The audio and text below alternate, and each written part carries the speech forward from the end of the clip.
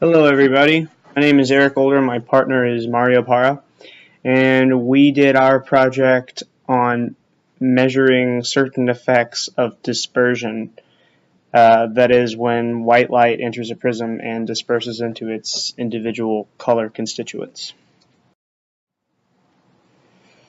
So the purpose of the lab was to calculate the index of refraction corresponding to the specific wavelengths of light that were separated from white light after white light went through the prism.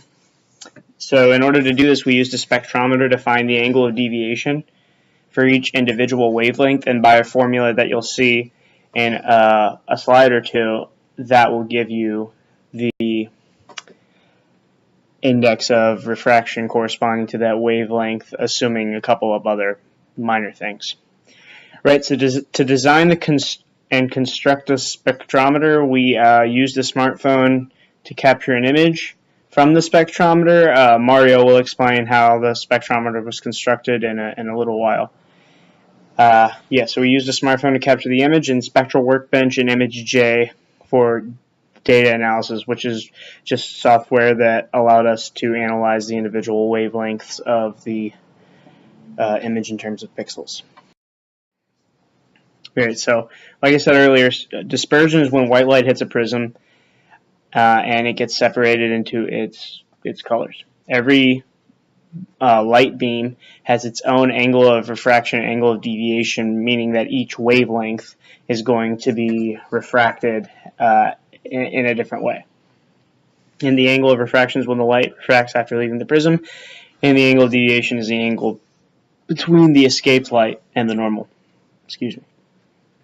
That can be seen with examples of blue and red wavelengths, or sorry, those are colors, but the wavelengths corresponding to blue and red are clearly getting refracted in a different way. Okay, so this is the formula I was alluding to earlier. We're going to use this formula to calculate N prism, which is just going to deviate depending on what the wavelength is.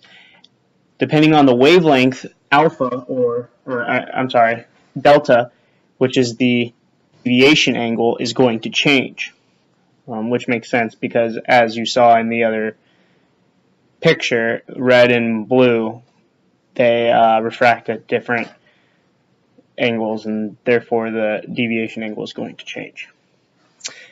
So for our setup, we had a parallel beam of light entering right in the middle, or sorry, not right in the middle, it's just a parallel beam of light entering the prism, similar to how it looks here. You can quite clearly tell that the apex angle is 60 degrees because this is a equilateral triangle, so all the angles would be the same. Okay, at this point I'm going to turn it over to my partner Mario, and he will tell you about everything else. Thanks. So we had to make a spectrometer to be able to measure everything that we did. And the spectrometer is just a tool that allows us to view the spectra of light from just different sources and give us the individual wavelengths. So for our specific one, this is the spectrometer that we built. We made it using pieces of foam board, black duct tape to make sure no light entered, and then we used razors to create the entrance slit for our spectrometer, and then we used a 1,000 line millimeter diffraction slide at the other end to see all the different lights that are captured. Now to calibrate this, we made sure that it satisfied the Fraunhofer criterion. This was just so that we can use simple geometric optics to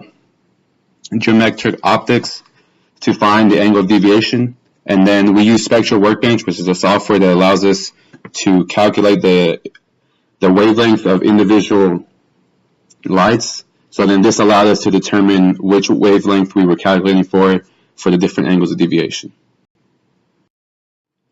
So the experiment started off with shining a flashlight through the prism, and then the picture on the left is what we got without the prism, and then the picture on the right is how we calculated our different angles of deviation.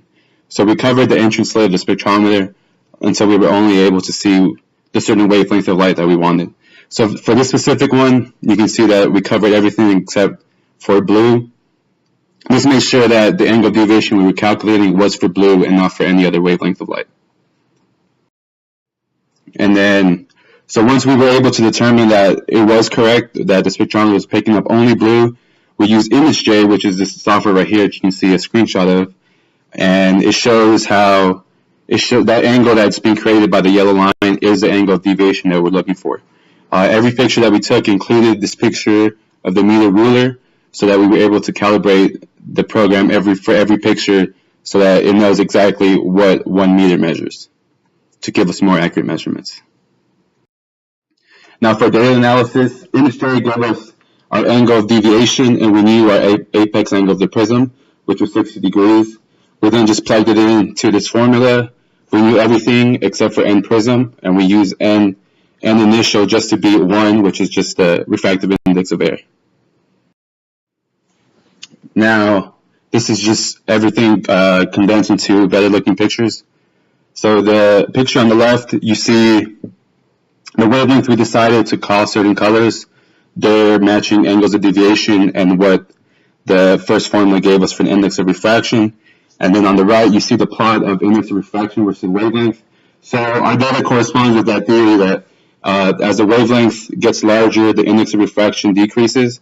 So the bigger your wavelength, the colors higher up on the light spectrum should have lower angles of refraction, indices of refraction.